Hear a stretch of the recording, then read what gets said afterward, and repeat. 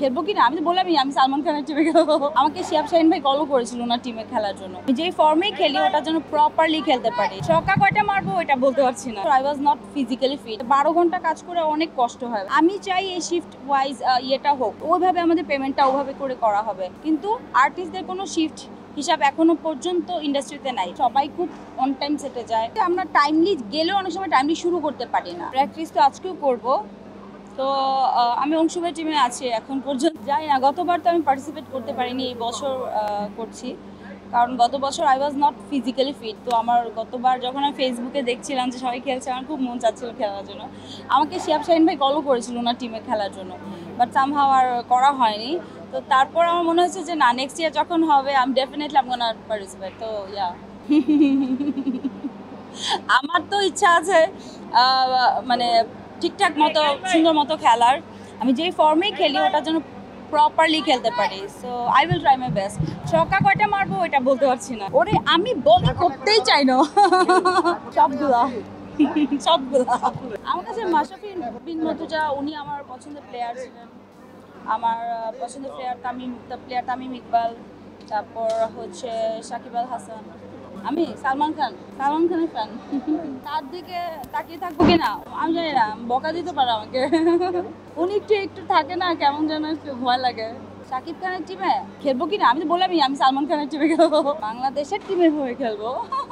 এখন কোরবানিদের কাজ নিয়ে ব্যস্ততা যাচ্ছে। তো শুটিং থেকে আসছি এখন। যেদিন ম্যাচ আছে ওদিনই শ্যুট আছে, কিন্তু ডিরেক্টরের সাথে কথা বলে সামহাউ ম্যানেজ করেছি। এটা তো আমি বলেছি একটা ইন্টারভিউতে। হ্যাঁ, আর্টিস্ট না, এটা হিরোদের কথা বলেছি আমি স্পেসিফিক্যালি। খুবই স্পেসিফিক ছিলাম আমি। না, এটা নিয়ে আর কথা বলবো না, এটা অলরেডি আমি একটা ইন্টারভিউতে বলেছি। এখন আর নতুন করে বলার আসলে এটা নিয়ে আর বলার কিছু নাই। যা বলা সেটা বলে দিয়েছি। না, ইউনিটের প্রোডাকশন টিম, ইউনিটের টেকনিশিয়ানরা সবাই খুব অন টাইম সেটে যায়। ইনফ্যাক্ট আমাদের ক্যারেক্টার আর্টিস্ট যারা থাকে, মা বাবা বা অন্যান্যরাও সবাই যায়, বা হিরোরাও টাইমলি যায় সেটে। আমার মনে হয় না, বাট আমার যেটা মনে হয় যে আমরা টাইমলি গেলেও অনেক সময় টাইমলি শুরু করতে পারি না।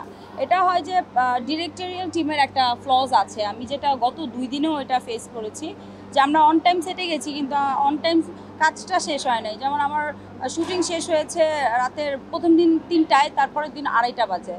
তো অন টাইম সেটে যাওয়ার পরেও যখন এরকম হয় তখন খুব দুঃখ লাগে, কারণ পরদিন আরেকটা সেটের কাজ থাকে।